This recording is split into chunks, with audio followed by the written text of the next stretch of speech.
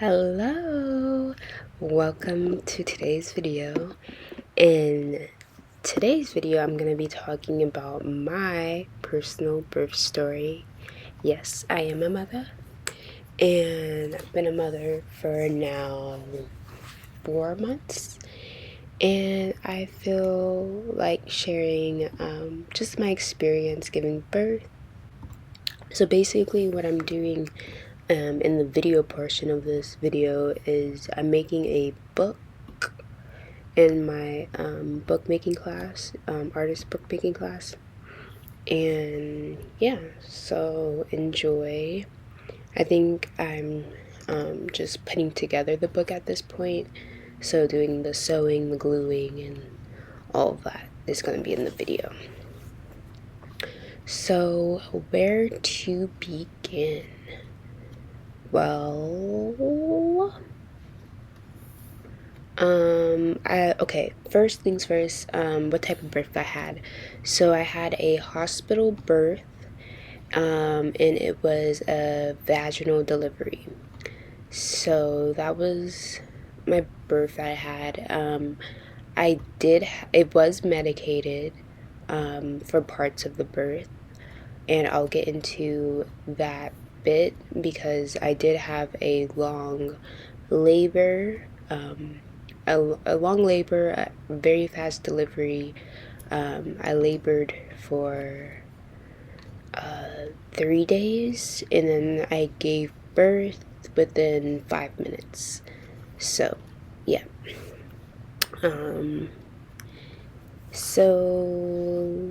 Or wait, did I say that right? I labored for 3 days and I delivered within 5 minutes. That's it. So, yeah, I'm gonna get into it, and I might even touch upon, actually, I probably will touch upon what I would do differently in a different video, because that's a lot to cram into one video, and I don't want to be talking for that long at one time. So, yeah, let's get into it. So, first things first. I don't know if I should get into my experience, like with like people, or just like the birth and the labor itself and like pain and stuff. We'll just see how it goes. Yeah, we'll see how it goes. So, firstly, I had a test. So I was still in college. As you can see, this is a college class that I'm doing this bookmaking. And so, yeah, I was in college, and I had a test on the day that I started to go into labor. So I took my test, and then after that, I labored at home for about a day. They wouldn't admit me into the hospital because I was not at a certain centimeters dilated that they wanted me to be at to admit me. So they told me to labor at home until my contractions were so much apart and for so many minutes. Blase, blase, blase. So that's what I did. I labored at home for a day, and then my water didn't end up breaking really all that much. So instead of my water breaking, my mucus plug came out, and I was like, okay, so this is it. I go to the doctor, tell them that, what happened, and they ended up admitting me because I was in active labor. And a term that I don't like is false labor, because you're still laboring and it's still the same amount of pain. At least for me, it was still like painful to labor, and I don't get why it's called false labor if I'm truly laboring. So that's just semantics, I guess. So basically, after the first day of laboring, I was already a little bit tired. in my third trimester of pregnancy, I wasn't getting that much sleep. I was suffering for a little bit of insomnia. I was already like habitually tired, but that day of laboring at home kind of made me a little bit more tired. Didn't sleep all that well, and boy was I in for a little surprise with the sleeping. So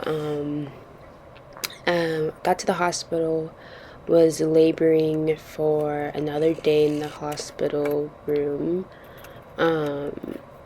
and this part wasn't so bad. I was laboring in the hospital room, and then I also moved to they had a water what is it called, jacuzzi, bathtub jacuzzi place, water, whatever. So I was laboring in water for a good maybe 3 hours, and then the rest I was laboring in the hospital room. While I was laboring, I was kind of confused because I was like, when does it get like bad, because prior to me getting pregnant, I dealt with really horrible, what you call it, period cramps. So so for me, the contractions felt like maybe the couple days leading up to whenever my period was about to come. So it felt like that. But obviously, period cramps are different than contractions because for me, my period cramps would last the entire days leading up to my period to the first day of my period. So it wouldn't be like I'll have a break like contractions are. Like with contractions, you'll have, a contraction and then so many minutes or so of a break between the contractions. Whereas with a period, it was constant pain. And so I was kind of confused. I was like, this is not. I mean, I was like, this is bad, but like, this is not that bad. Like, I thought it was gonna be bad. So I was a bit confused, but I was handling it. I was like, okay, it feels somewhat similar to my periods. So yeah, and then that night I dilated to 9 centimeters. I got all the way to 9 centimeters. So I was almost certain that I was gonna have my baby that night, but that's not what happened. Because after I got to 9 centimeters, apparently there was still like a membrane or something that needed to move out the way for me to deliver, and they didn't want me to, tear that membrane and stuff. So they were like telling me to wait, but at that point I was 9 centimeters, probably like 9.5 actually, because at some point I moved to 9.5 centimeters, and they were like, don't push, and I was like, but girl, I feel like I need to push. So yeah, I had to wait, just wait it out at that point. But I moved ahead just a little bit.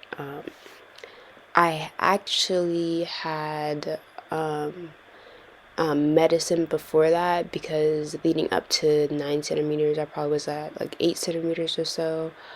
I asked for medicine through my IV, and so they gave me some type of medicine. It started with an N.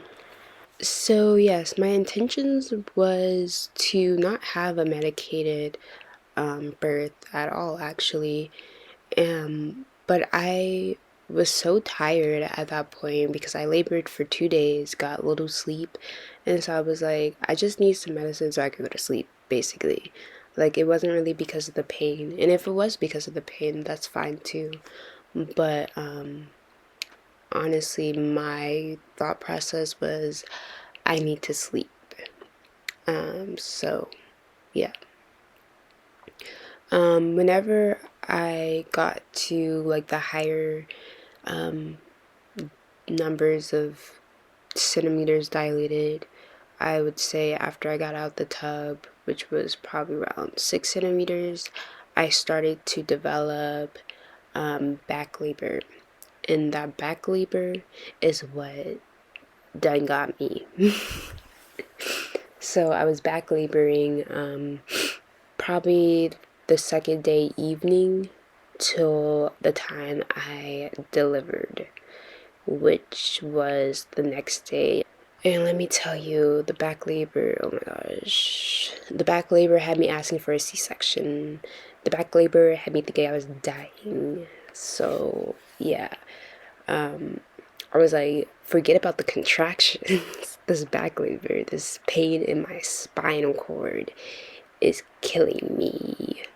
It felt like I was getting like kicked in the back repetitively, which was I can't even, like, I to this day I don't even remember it vividly anymore because I think my mind just blocked it out at this point.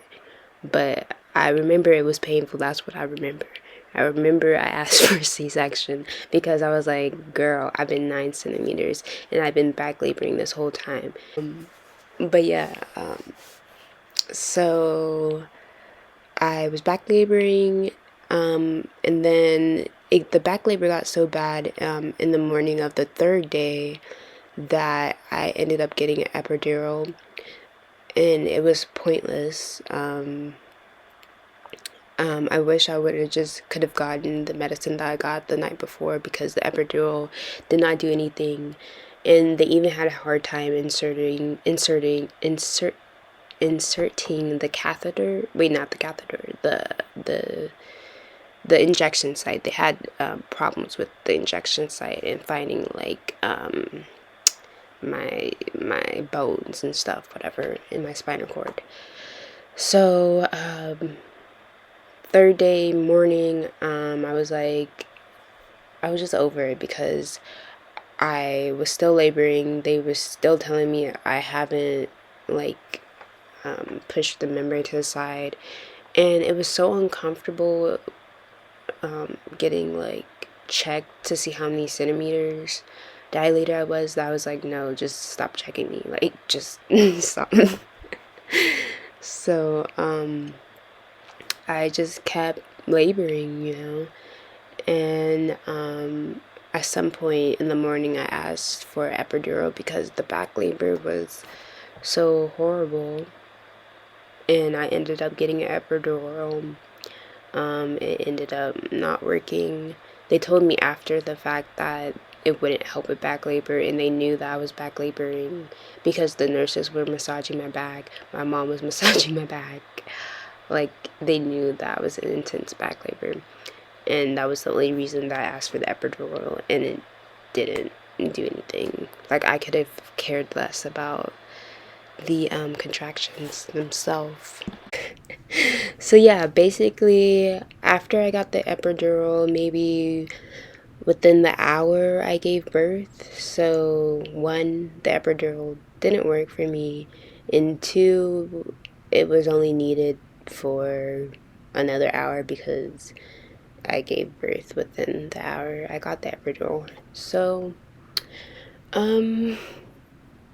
all in all, I felt like medically and just how my birth went, it could have been smoother. Like, I don't know. It just was like a lot of things was unnecessary, and like the epidural was so unnecessary. The like everything that goes within getting an epidural was so unnecessary because it didn't even work for me. But oh well. So I think that about it. Yeah, that's my birth story. Yeah. So thank you for watching this video. If you liked it, you can like the video and comment and subscribe and do whatever you want to do. So I will see y'all later. Bye bye now.